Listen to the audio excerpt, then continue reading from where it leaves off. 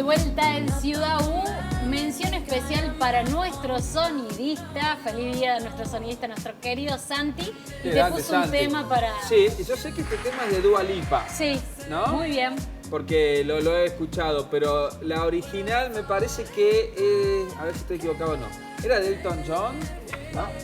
¿Era de Elton John? Para mí tener una comunicación directa con Santi. No, increíble. no, pero bueno. Un gran aplauso. Gracias, Santi. Pero bueno, es para el Santi. Hoy el día Santi, es el Santi día de del Santi. sonidista.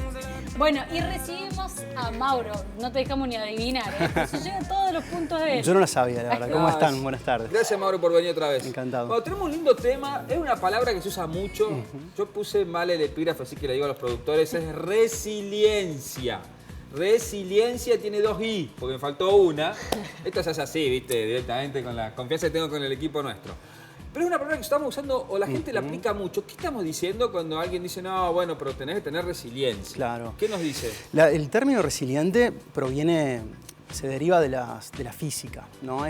La resiliencia es una característica que tienen algunos metales en cuando uno le aplica una fuerza, volver a su estado anterior. Entonces eso traspolado, digamos, a la psicología, un poco es esa idea de que frente a situaciones irreversibles o adversas, bueno, uno puede hacer frente y salir medianamente fortalecido. Estamos usando últimamente mucho los argentinos, Ajá. argentinas somos muy resilientes. Sí. Pesa, ¿no? Porque la verdad es que ante esa explicación, ante esa definición que decís vos, es un costo de la historia de Argentina. Sí, totalmente. Y está bueno esto que traes, porque justamente como un uso negativo, o un mal uso, podemos decir, de este término, es justamente que, por definición, el objeto o el problema externo tiene que tener esa característica, ser irreversible. El tema es que bajo esa bolsa metemos un montón de cosas que tiene que ver más, no es natural, ¿no?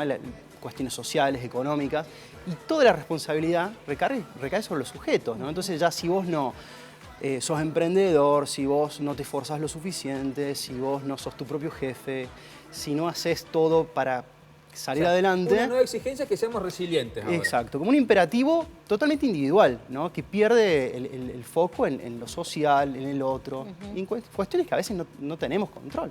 El ser humano tiene, porque muchas veces, y esto lo leemos, ¿no? Hay que ir en contra de los mitos o la desinformación por allí en redes sociales, pero el ser humano es por naturaleza resiliente. ¿Esto es verdadero o falso?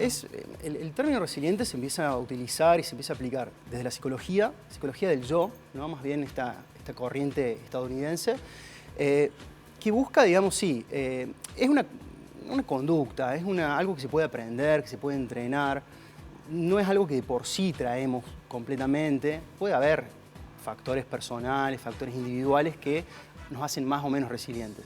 Pero después tiene que ver con cultivar aspectos emocionales, de control emocional, tratar de buscar situaciones positivas a los problemas, sacar algún aprendizaje de eso, pero no es algo que, digamos, viene de por sí. Yo estoy pensando lo que dijiste vos, que son cosas irreversibles. Por ejemplo, una pérdida. Exacto, por ejemplo, un duelo. ¿no? Un ser querido, una cosa así, un duelo. Una catástrofe natural. Y te llevo a ese tema justamente porque a veces uno, o te dicen los terapeutas, no hay que negar el sufrimiento, hay que también atravesar el dolor. Pero a su vez, por otro lado, también tenemos que ser capaces nosotros de poder sobrevivir a esas circunstancias. Entonces, ¿cuál sería el camino de una persona que enfrenta, por ejemplo, una situación de una pérdida de un ser querido? Vivir la tristeza, pero por otro lado tratar de superarla inmediatamente, hay que darle su tiempo a cada cosa. ¿Cómo es esto, Mauro? Bueno, los duelos, esta cuestión que vos traes es súper, digamos, específica porque esto que hablábamos, ¿no? Tiene que ver con algo en donde, evidentemente, la resiliencia o todo lo que uno pueda armar y construir en función de una pérdida va con esos aspectos. Entonces, se trata de un trabajo que hay que hacer, no hay, digamos, tiempos. A veces se habla, ¿no?, de un duelo patológico, se hablan de ciertos protocolos. Eso se vive de manera individual, ¿no? Y sí, lejos de negar, de a veces de pasar otra cosa, implica esto que decimos, ¿no? Trabajarlo, pasar por eso. Uno va a estar, por supuesto, afectado un tiempo y ahí es donde hay que meter, digamos, el trabajo. Pero no es algo, ¿no?, inmediato y no es algo que tampoco para mirar a otro lado.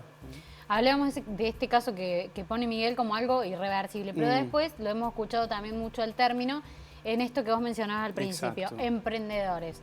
Es decir, hay que ser resilientes porque hay que probar, fracasar y cambiar rápidamente. Allí, ¿está bien aplicado o está mal usado el término? Mira, en ese sentido, ¿no? Cuando se vuelve como todo, ¿no? Un imperativo y esta especie de bajada en la que si vos no actúas de esa manera, ¿no? Es porque esto, no te esforzaste, no lo deseas tanto. No, ahí yo creo que ese es un mal uso. Hay un filósofo italiano que plantea, ¿no? Esto de cómo los consultorios están llenos, dice, de gente que sí, hay un malestar estructural, ¿no? Una cuestión que nos duele a todos, que nosotros tratamos de mejorar en algunos aspectos. Hay situaciones que nos hacen revivir algunas cosas, ¿no? Y eso es para trabajar en terapia, en análisis. Después hay un malestar que tiene que ver con otra cosa, ¿no? Y con esto que decimos, ¿no? Cuestiones sociales, económicas, coyunturales, que frente a eso, y es un poco hasta perverso, digamos, ¿no?